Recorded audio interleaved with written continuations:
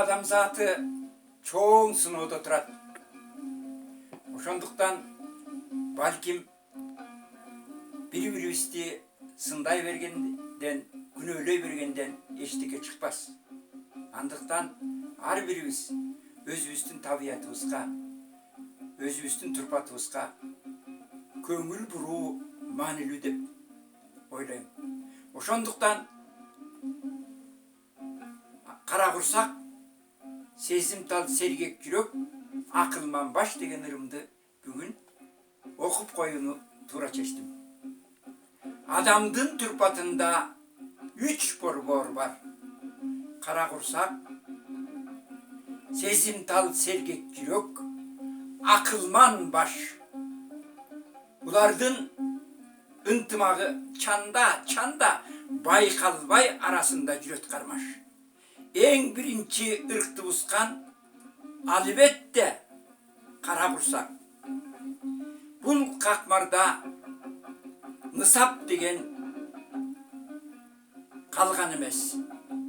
Эч. Арбак айткан сөзү ар журка, бери журка, келе, тойгускуң тез. Ачкалыкка чыдай албайт. Токчулукка топук кылбайт. Тоюнса эле текебер сүйлөп калат. Мейманда мени сыйлайт, мен үчүн жашайт адам деген сөзүн кыябын келтирет да айта салат.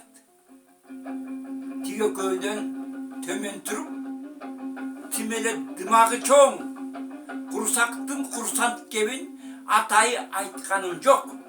Ар ким өзү укканың оң.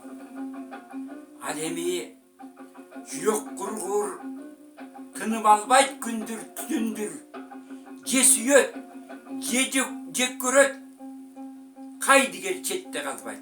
Мисалы, ал курсактын соргоктугун жек көрөт да, буда сабак асыл баш улойлорго дуушар болсо, толкундап эргип кагат. Ким билет?